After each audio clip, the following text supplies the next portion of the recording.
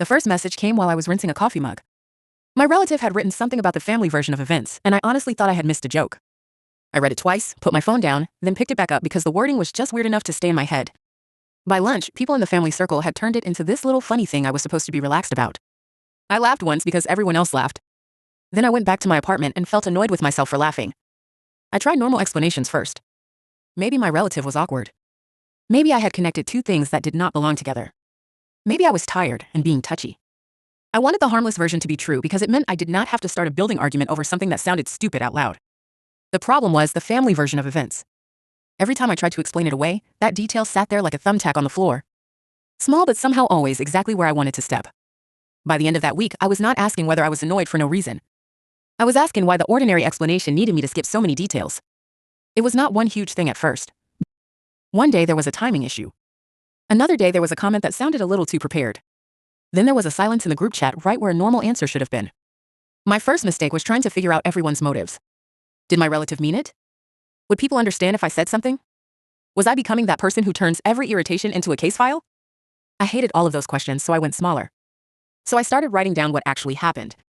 Not to build a courtroom, and not because I wanted a dramatic ending. I wrote it down because memory gets slippery when other people are confident. The concrete details were the family version of events, and I kept them separate from what I merely felt. Plain things. Things that did not need me to sound wounded in order to matter. What annoyed me was how ordinary the notes looked. If someone had found them, they would not have seen a scandal. They would have seen a list of little mismatches, which somehow made me feel more ridiculous. But that was why I kept them. Real life did not hand me one perfect clue. It gave me a bunch of boring ones and made me decide whether I was going to keep ignoring them. Then one exchange made the old explanation harder to keep. It was not loud. It was not even interesting, honestly. But it gave me a next step. Name the time, name the place, and stop arguing about whether I sounded upset. The next time it came up, I did not try to sound relaxed. I was tired of performing normal over something that was not normal. I asked one direct question.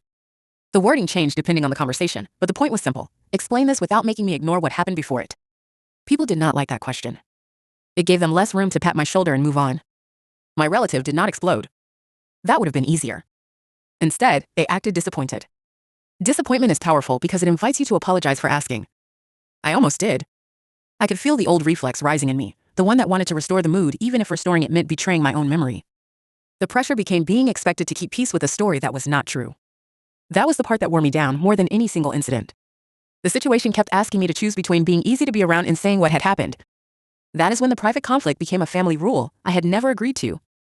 The problem stopped being an awkward situation and became a test of what everyone in the family circle was willing to keep pretending not to know.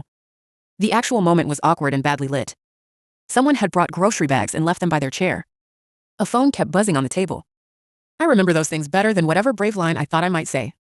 I started with a part nobody could argue with. No speech. No dramatic printout. Just the detail, the time, and the message that made the simplest version harder to keep. For a few seconds, nothing happened. That was the worst part. I looked at my relative, then at the table, then at a water ring someone had left on the wood. Nobody wanted to be first to say anything. Then people started checking the order of things instead of checking my face. Not completely. Real life is stingy like that. But enough changed that the old explanation had to drag too much behind it. I left the family room knowing the next few days would be messier than the conversation itself. I had imagined feeling final about it. Mostly I felt hungry and shaky and irritated that I had forgotten my keys on the table. The next week was weird. Some people acted like they had always known something was off. A few avoided me in the lobby. One person called it a misunderstanding, which made me want to put my head through the mailboxes. I changed in small, practical ways after that. I ask better questions now. I keep track of repeated weirdness without apologizing for noticing it. I do not mistake a calm voice for an honest one anymore. I did feel relieved.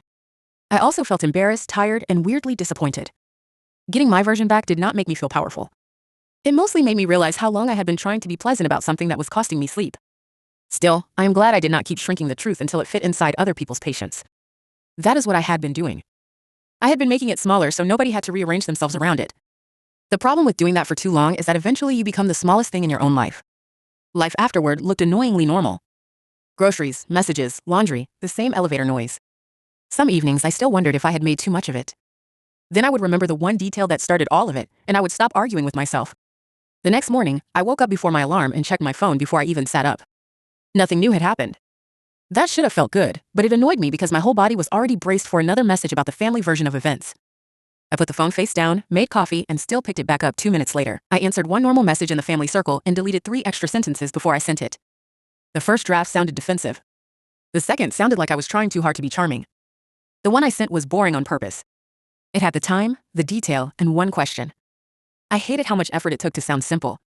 My relative replied with a little joke first. That was the move that kept working on everyone else. Make the strange part funny enough, and people stop asking about the part that is actually bothering you. I almost let it work on me, too. I typed, "Hey," erased it, and left the question there. One person messaged me privately after that and said they had noticed the same weirdness. They did not want to say it in the main chat. I understood, but I was irritated anyway. Private agreement is comforting for about 5 minutes. Then you realize you are still the only one willing to be awkward where everyone can see it. I started keeping the notes in the least dramatic place possible, the back of an old notebook I used for grocery lists. Milk, trash bags, laundry detergent, then 3 lines about the family version of events. It looked ridiculous on the page. That helped weirdly. Ridiculous things can still be real. There was one afternoon when I almost apologized just to make the day easier. I had the message open. I even wrote, "Maybe I misunderstood." Then I looked at the earlier messages again and felt my face get hot because I had not misunderstood. I was just tired.